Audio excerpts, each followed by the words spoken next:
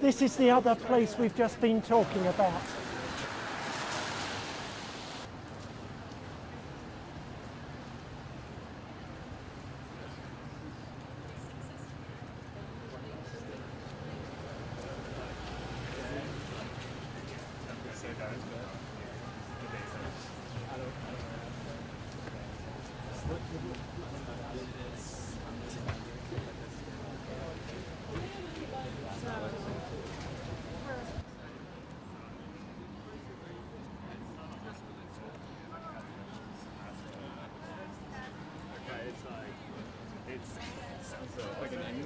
No, it says like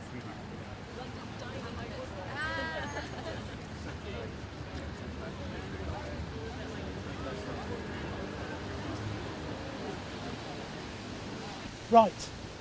Well, we're standing outside the Queen Elizabeth II Conference Centre, which you can tell because it says Queen Elizabeth II Centre on it, so it's a bit of a giveaway. And this is one of the favourite places for mining company annual general meetings, especially for the biggest companies, Anglo-American, BHP and Rio Tinto, all listed on the London Stock Exchange and among the biggest mining companies in the world. And these AGMs are theoretically occasions when the board of the company can be held to account for their performance over the previous year. But the largest institutional shareholders, who hold most of the power, tend not to turn up. And most of the people who do turn up at these AGMs are what are called retail shareholders, who own small amounts of shares, perhaps to supplement their pension. The institutional shareholders can be persuaded to be interested in things that might damage their own reputation. So they can put pressure on mining companies to make small changes which might reduce the reputational risk to the investors. For instance, reporting on all of the damage they're doing. Quite comic, really.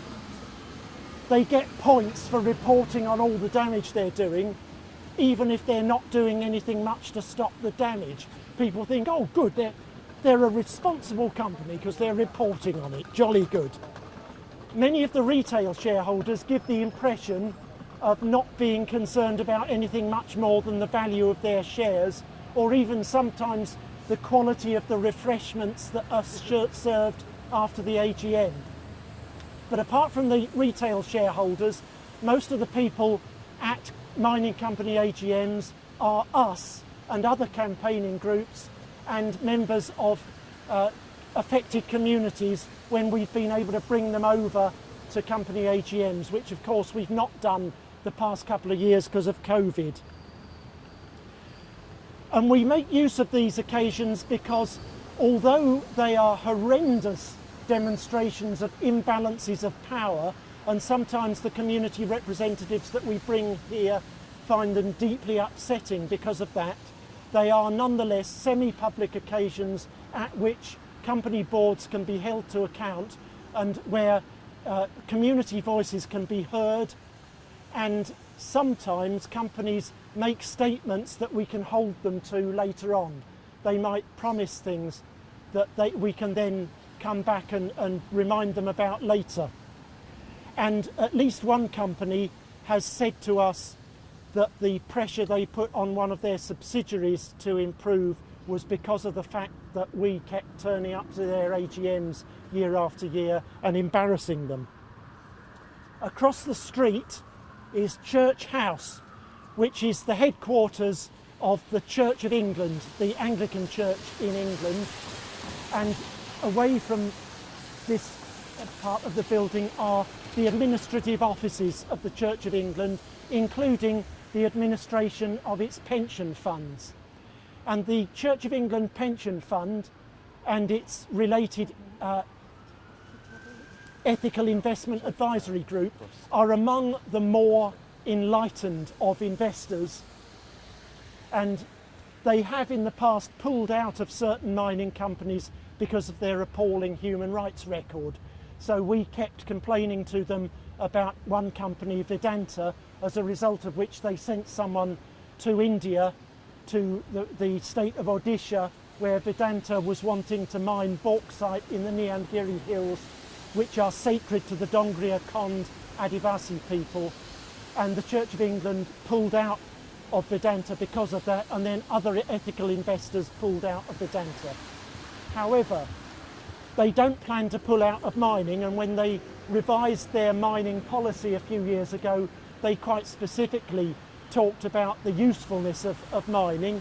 I can understand why, because I, like some of you, ride a bicycle, and if nobody had ever mined any iron ore, I'd be riding along on the ground rather than on a bicycle, because there wouldn't be the iron for the bicycle. But we take the view that so much stuff has already been mined, we need to find ways of reusing what's already on the surface. And the Churches and Mining Network in Latin America, which is made up of grassroots community representatives and pastoral workers throughout Latin America, take a very strong view against mining investment and have tried to persuade the Ethical Investment Advisory Group that the Church of England should pull out of mining investment. There are different views within London Mining Network about that, because one of the worries is if all the investors pulled out having made loads of money from wrecking the place, then they would get kudos for pulling out without paying for the clean-up. So the contrary view is no, the investors should stay invested and should suffer for the profits they made out of the wreckage by investing in the clean-up. The other thing to note at this point is the proximity of the Houses of Parliament over there. And around here, we've already visited BHP. We're going to visit Rio Tinto and Vale, another mining company, and the place where until recently Anglo-American was headquartered. And they are all close to Parliament. They're close to government offices. They're close to Buckingham Palace. It's a really important centre of actual political, symbolic and economic power, all gathered together. The other big centre for that conglomeration of power is the City of London. And we can't do a walk taking in these places and the City of London. That would be a separate walk. But they are massive centres of power, and there's a reason why they're geographically close to one another, because it facilitates the sharing of thought and the putting on of pressure, which I'm going to talk about a bit more when we get to the Foreign Commonwealth and Development Office. So that's it for now. Any questions on that before we move on? Yes. Do you think that pension funds are one of the key pressure points? Pension funds are indeed a key pressure point, and I know that's very relevant to the current strike. I don't know enough about the academic pension funds, but we work closely with a body called the Local Authority Pension Fund Forum, which does not invest itself, but it gathers together local authority pension funds, and one of its jobs is to inform them about the impacts of their investments. And they have been very interested in arranging, well, before COVID seminars and post-COVID webinars with people from communities affected by mining around the world. They've organised, I can't remember how many now, but they've heard from Mongolian yak herders about Rio Tinto in Mongolia.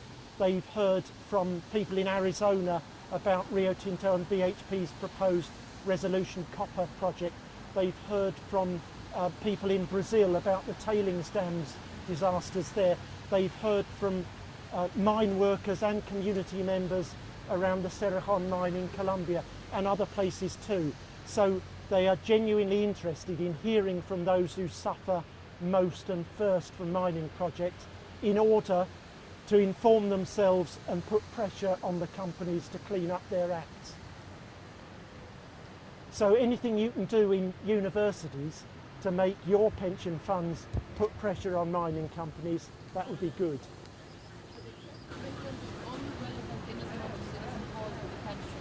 Yes, yes. At large. Well, there'd certainly be Anglican members of the Churches and Mining Network in Latin America. There may well be very supportive church members here in England, but the other way in which the Church of England institutionally has been involved has been through an initiative called the Mining and Faith Reflection Initiative, which, have any of you ever watched the film Life of Brian? It's perhaps in the Life of Brian, which is Monty Python's skit on first century Palestine and events that took place then, there are a variety of political groups who hate one another. There's the People's Front of Judea and the Judean People's Front, among others. And the Mining and Faith Reflection Initiative and the Churches and Mining Network are rather like that.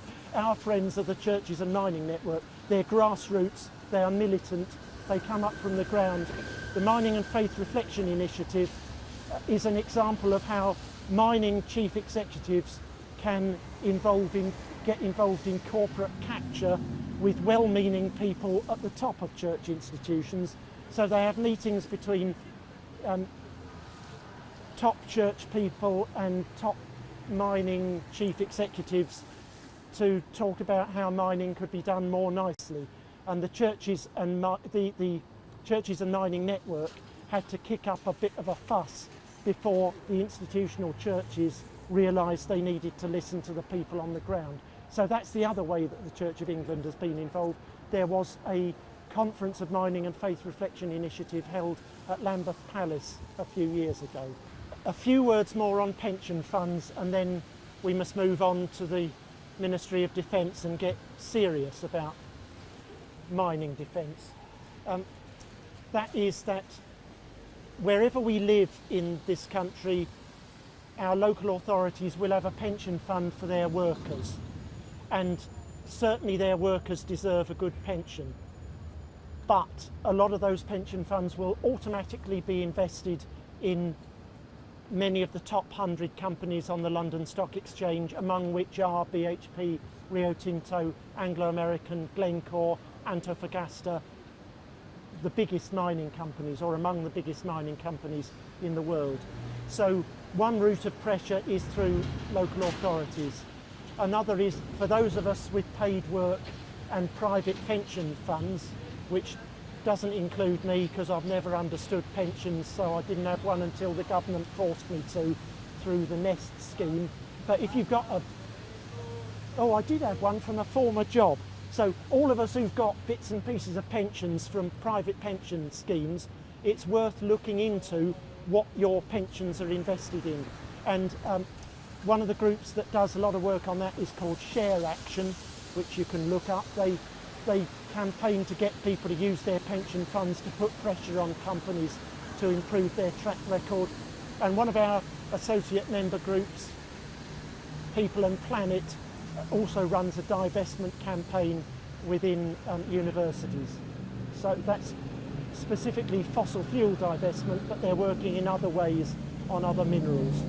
So now we must go on to the Ministry of Defence, where Daniel will say more. We're going to go along this side of Parliament Square.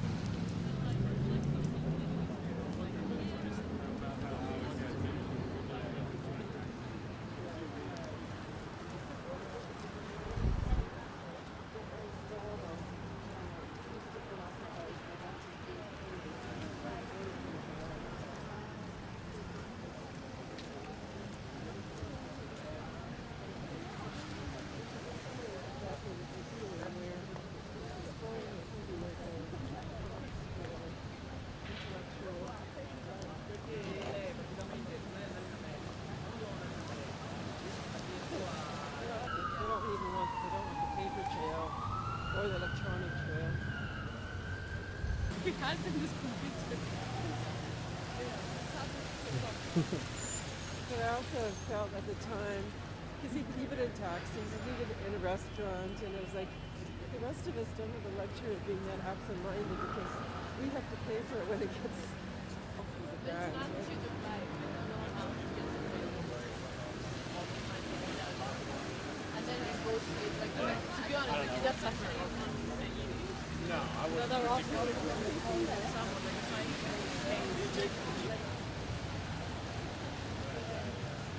complete like capture of his luck, and then it's like Oh, I remember, yeah, because it was like at one point, it was like, Susan, I'm about to board the plane, and I realized I left my computer with me, you know, can you like send the videos to me?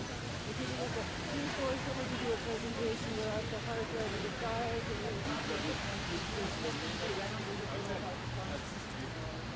like it wasn't according to us. so wasn't it the other we go to the small front? office? That was the big one. We're going first to the Ministry of Defence. first. And then so we did this. Where is the Ministry of Defence? That building there. We're a whole team of analysts. And we can't watch it.